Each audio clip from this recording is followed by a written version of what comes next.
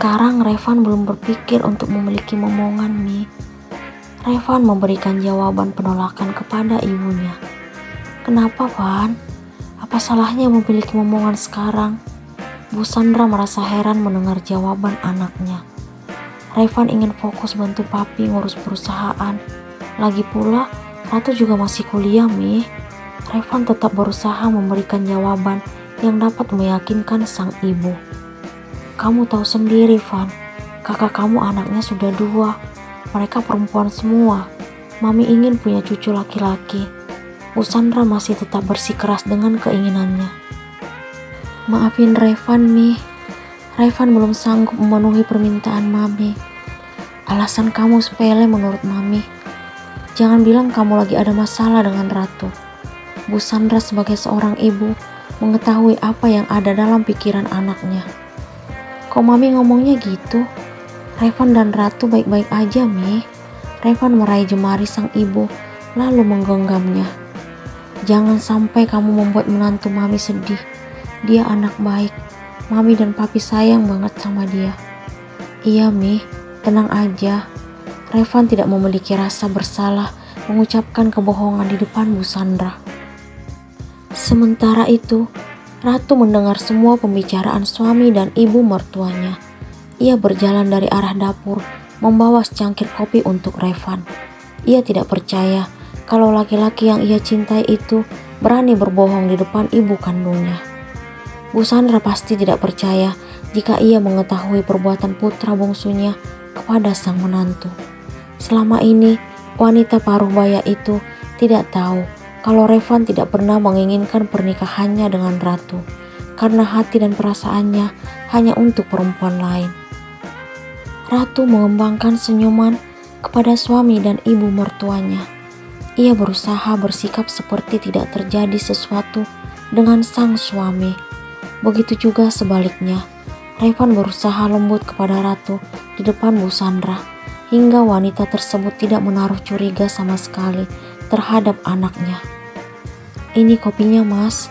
Ratu menyuguhkan secangkir kopi buatannya kepada Revan. Terima kasih, balas Revan dengan lembut, lalu melepas genggaman dari tangan ibunya. Ratu sangat bahagia melihat perlakuan Revan yang tetap lembut di depan Bu Sandra. Laki-laki itu menyeruput kopi buatannya. Ia sangat terharu melihat sikap suaminya itu. Bu Sandra yang memperhatikan sikap Ratu yang sedang malu-malu merasa bangga karena memiliki menantu seperti wanita itu.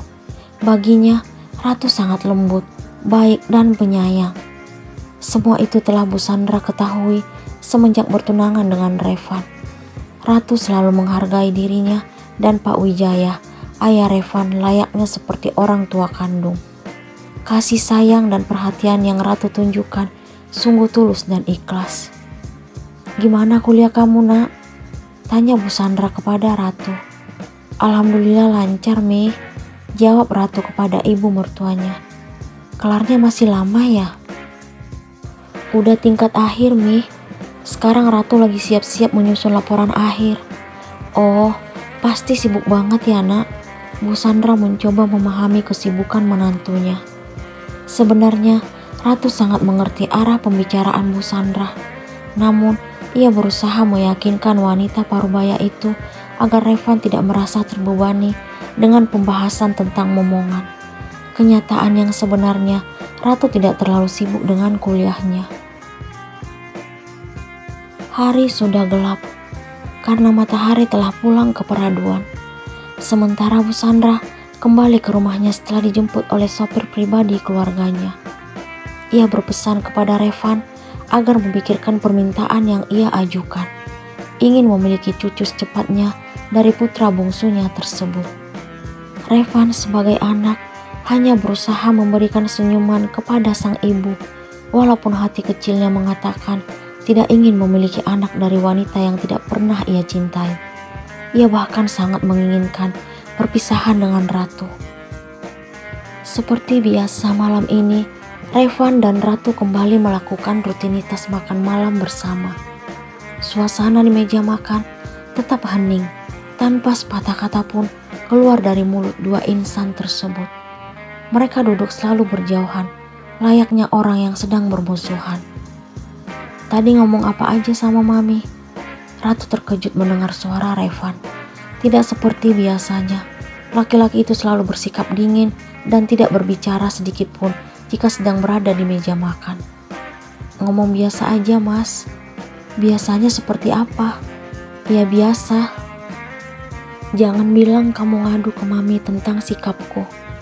Aku sama sekali tidak pernah berniat seperti itu, Mas. Bagus deh kalau kamu ngerti. Kenapa kamu bertanya seperti itu, Mas?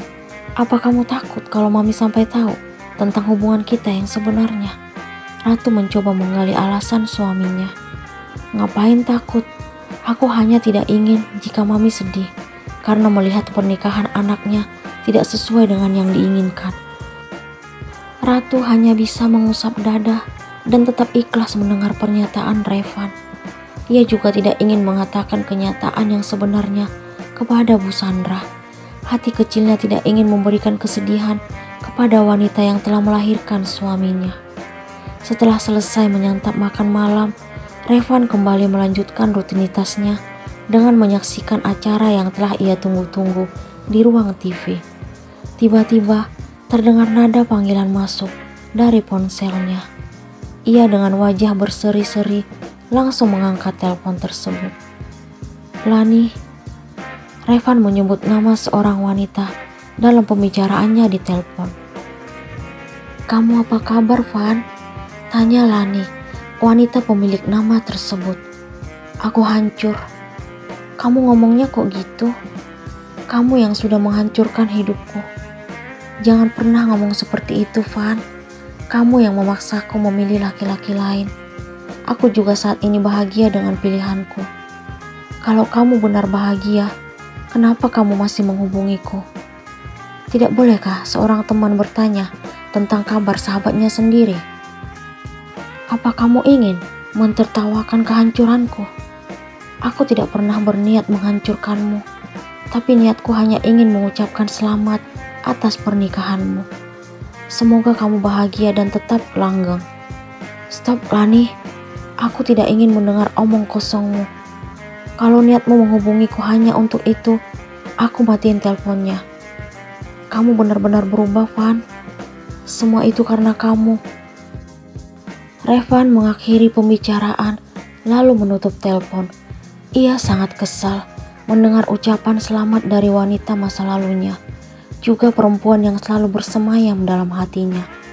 Revan berpikir bahwa Lani sangat bahagia di atas penderitaan yang menimpa dirinya. Revan melemparkan ponselnya ke lantai hingga membuat Ratu terkejut. Sejak tadi, ia sedang mengerjakan tugas kuliah di kamar tamu. Suara benda keras itu sangat terdengar karena jaraknya ke ruang tamu berdekatan. Ia segera melangkah ke arah datangnya suara dan mendapati Revan dengan wajah memerah.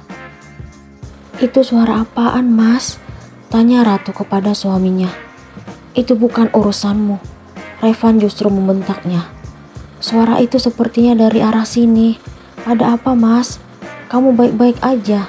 Ratu mendekati suaminya. Gak usah sok perhatian. Aku makin muak melihat tingkahmu.